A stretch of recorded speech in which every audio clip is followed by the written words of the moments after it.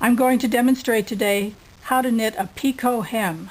A picot hem is nice because it lays flat and it doesn't curl. It will replace ribbing, and it's real easy to do and pretty. So what you're going to do is cast on as many stitches as is called for in your pattern, which I've already done. Going to knit 5 rows, ending with being ready for a purl row. Now this is the row that's going to make the little bumps that you need for your picot edge, and you start by knitting 1 stitch, which of course I always slip, yarn over, knit 2 together,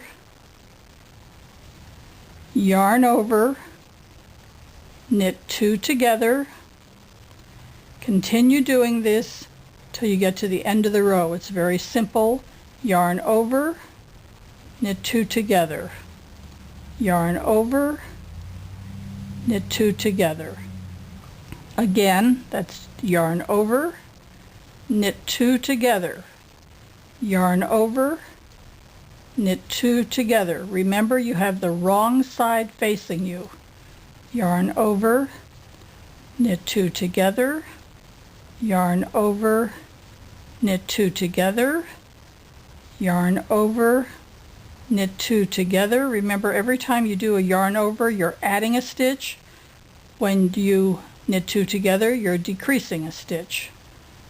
So yarn over, and the last 2 stitches knit together. Now you can see there are holes there. So you're going to turn around and you're just going to knit the work normally. Slipping the first stitch, knitting that next stitch that's the yarn over, knit, knit, knit, knit. Just keep doing that until you get to the end of the row.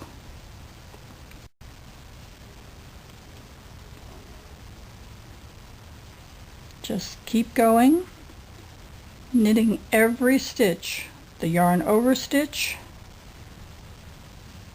and the regular stitch, the yarn over stitch and the regular stitch. Now you see very clearly the holes. You're going to turn the work over now and purl every stitch. And you're going to continue doing that for at least 10 rows before it's time to fold up the hem. So again, it's knit 1 row, purl 1 row, continue on until you have at least 10 rows from the picot row, which is the one with the holes in it. Just keep going. Stockinette stitch, knit 1 row across, purl back. Now I've done those 10 rows or so. You can see the holes on the right side. If you turn it over, you can also see the holes on the wrong side. Now you're just going to fold it up and you're going to sew it together. You can see the edges, how pretty that's going to look.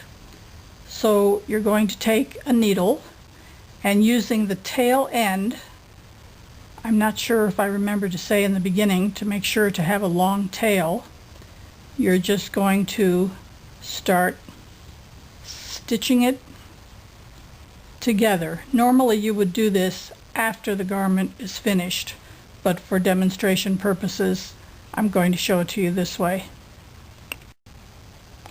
Just continue sewing it together,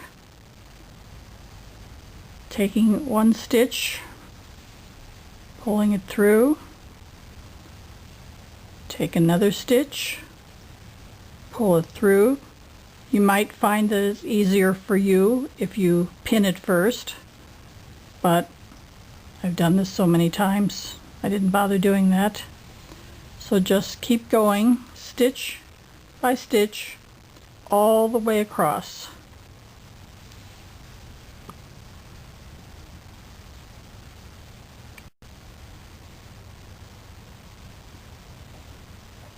And there's our last couple of stitches.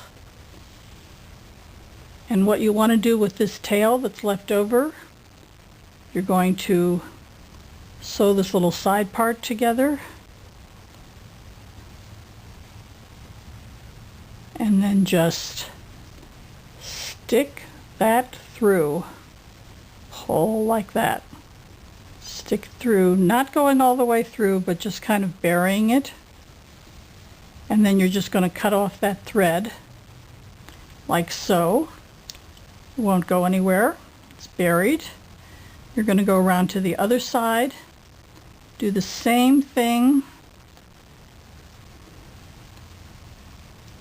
kind of stick that in inside, sew up the sides,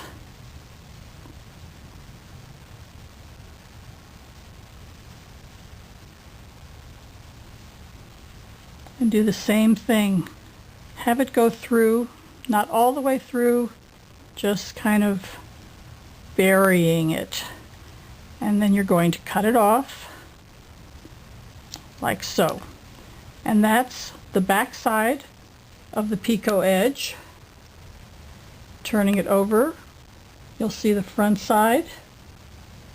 See, that was so easy, and look how pretty that is.